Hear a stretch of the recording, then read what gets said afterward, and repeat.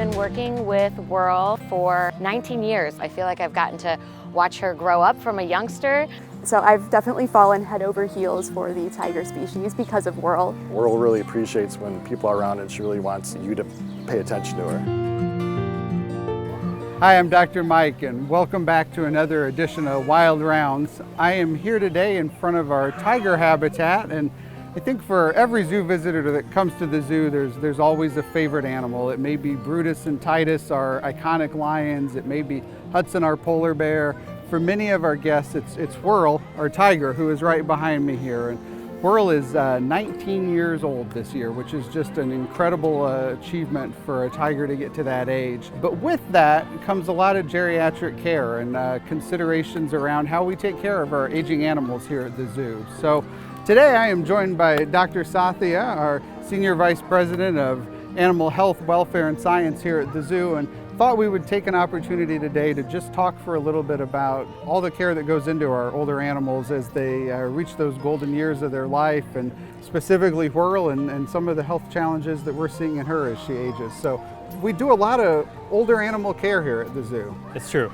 We're fortunate in that we get to work with animals sometimes from the day they're born throughout their entire lives, and during that time we get to see how they interact with other animals, we get to see how they interact with our guests, but we also see them age, and as their doctors we want to make sure we are keeping them healthy and comfortable. As we've seen with family members who are getting older, or even our dogs and cats and other pets at home, certain things start to wear down as we age. We see changes in our joints, we see changes in our eyes, and then we sometimes see changes in the function of some of our organs. So in the case of Whirl, we're monitoring chronic changes in her kidneys over time.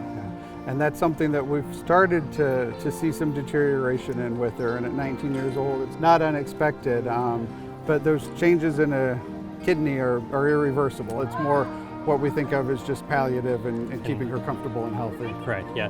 Some of those conditions will never truly be cured, but we can manage them. We want to make sure our habitats are dynamic so our animals continue to exercise, keep up good muscle mass, good energy.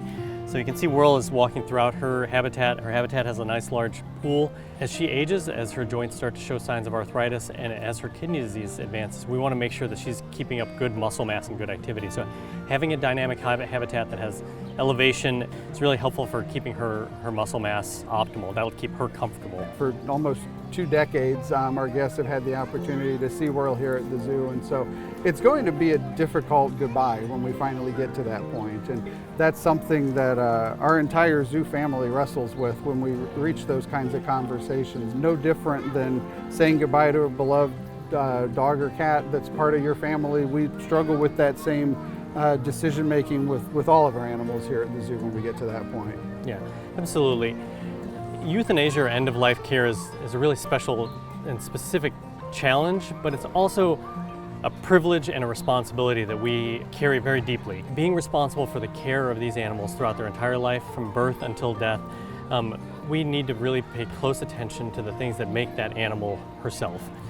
And the veterinary team works really closely with our animal care specialists, and so they're able to tell us things that may be a little bit off, that might show signs of discomfort or illness.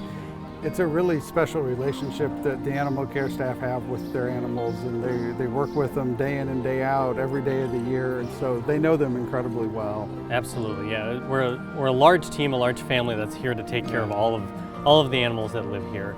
And as part of that, we do have to have a very collaborative relationship between the veterinary team and the animal care team to make sure we're looking at the same things, that we take each other's expertise into account, and that when it comes time for us to say goodbye to an animal, that we all understand how we got to that decision, what things we've done to make sure that those animals are comfortable up until the point that they may pass away.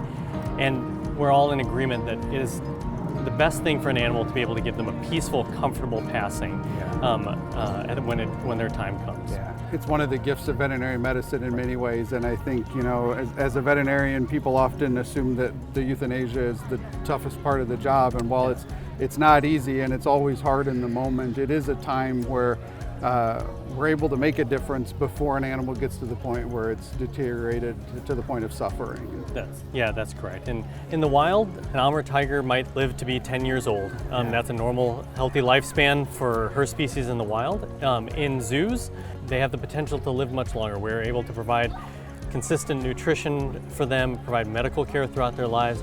Amur tigers are one of the more endangered big cats that we have left on this planet, and found in a really restricted region of Asia. They're facing all the typical problems in terms of habitat loss, illegal hunting, encroachment of human populations. And with that, we're doing everything we can do to help inspire and support conservation of this incredible species. And on a busy summer day like today, with great crowds here at the zoo, we hope that Whirl is able to help make that connection for people, that she's able to be an ambassador for her counterparts in the wild, to inspire people to care and connect and want to conserve and protect wild places and wild things. So the next time you're here at the zoo, I hope that you have the chance to spend a few minutes to see your favorite animal, whether it's Whirl or Brutus and Titus or Hudson the polar bear or any of our other thousands of animals here at the zoo. We all have our favorites, and we hope to see you out here at Brookfield Zoo, Chicago soon. Thanks and take care.